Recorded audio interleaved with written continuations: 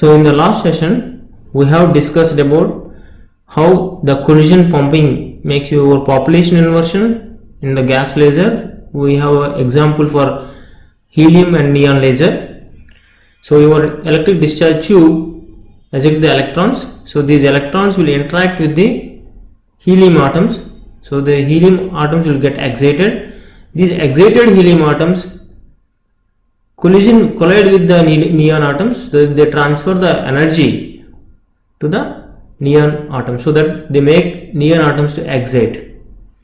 Okay, from this your lasing action will take place in the neon energy levels. We will go to the laser properties. So now we will know the fundamentals of lasers. So far we have discussed all the fundamentals related to lasers, like spontaneous emission, stimulated emission, Einstein coefficients, all the energy level system, like compared to from 2 level to 4 level, and then we see line widths, amplification, and laser oscillator construction, and different pumping mechanisms. Now we have a laser system. Let's see what are their properties. And these lasers will give high monochromaticity. That means it's very highly monochromic, and we have very good directionality. That means it has a high directionality, and you can also get high brightness, and it gives very high intensity, and it has a good coherence. With that we can actually develop with the lasers you can get ultra short pulses.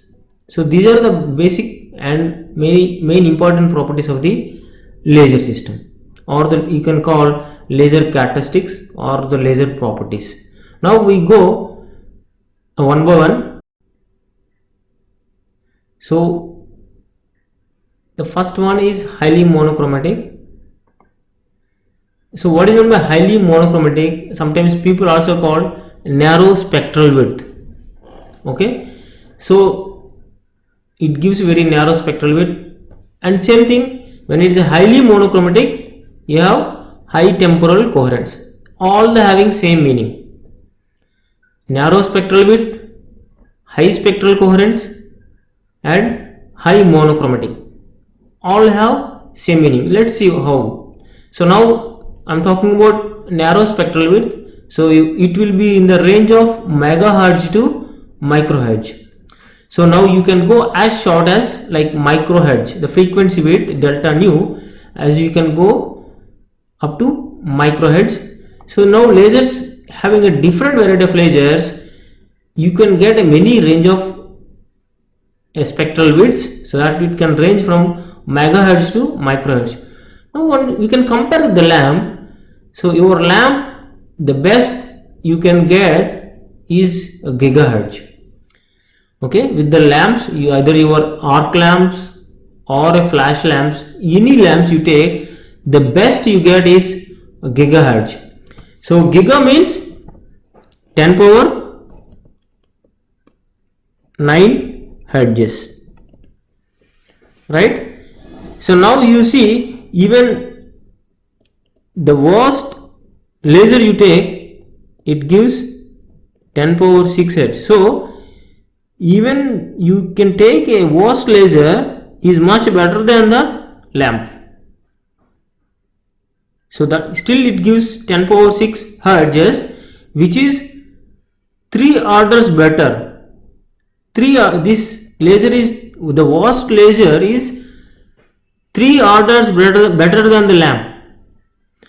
And the best lasers in terms of the spectral width, it can go to 10 power minus 6 hertz. Now you compare the lamp with the best laser. Now you see how many orders. So 9 plus 6, so 15 orders better in terms of your spectral width. So that is the sharpness you can achieve from the lasers. So that means you almost have nearly a monochromatic. Okay, so that is why we call a nearly monochromatic source. Okay, so the lasers are much better. Now you understand why this is much better, because it has very narrow spectral width. Okay, so now your T is very long, that means your delta nu, your T is your lifetime. If it is very long, your delta nu is very small. So that gives you your amplitude and phase you can measure at or estimate at any given position, that we already discussed. Maybe we can see in the next slides. So the advantage with this narrow spectral widths, this can be used for communications and for spectroscopic studies and for holography studies and for interferometry and for any sensors. So these are the main advantages using a highly monochromatic, or you can call a narrow spectral width or high temporal coherence lasers. Okay, so now we see what is high temporal coherence. So now high temporal coherence, we already have a brief discussion in the previous sessions. So now if we have a wave is propagating sinusoidally from minus infinity to plus infinity. Okay, so your amplitude always same and the frequency is same. When you Fourier transform it, you will get a delta function in the frequency. So now your delta nu is 0. That means you don't have a width. That means you have a single frequency. Okay, so that is like a ideal case. It's now this is called a monochromatic source. But in the practical picture, you will not get a monochromatic source. We can always get nearly monochromatic. So that means it has certain lifetime.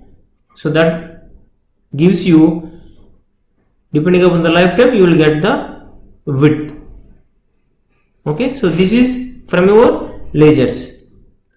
Now some of the lasers will give you a pulse burst, like you have a pulse, different pulses will come, that will add up. But whenever you have a disturbance is there, that is where your lifetime will change. So that means wherever the best you have, that is the lifetime. Wherever which is a shorter, that gives you your lifetime. So now within this period, you can estimate at any time, you can find out the amplitude and phase.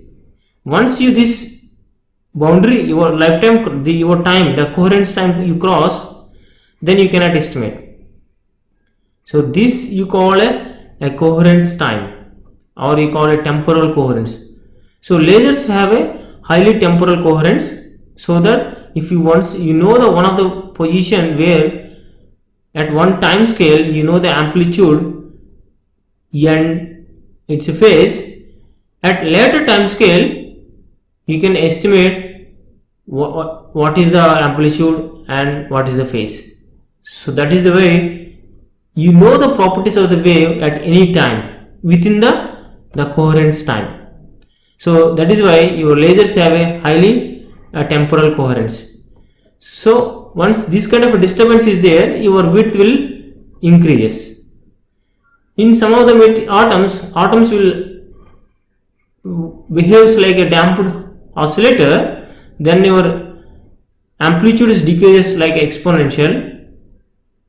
So in those cases, what happens? You have even broader spectrum. Okay, so these are the things happens when you have a different atom responses. The phases are changes. Your coherence lifetime will decreases. But overall, I want to tell you here, the lasers having a better temporal coherence time compared to any other sources we have. Okay, so that is about the temporal coherence.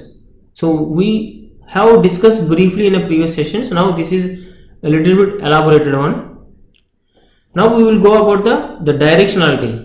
So the directionality, it also covers, some people will call highly collimated laser beam and diffraction limited collimation and a very small focus spot or a diffraction limiting focus and high spatial coherence.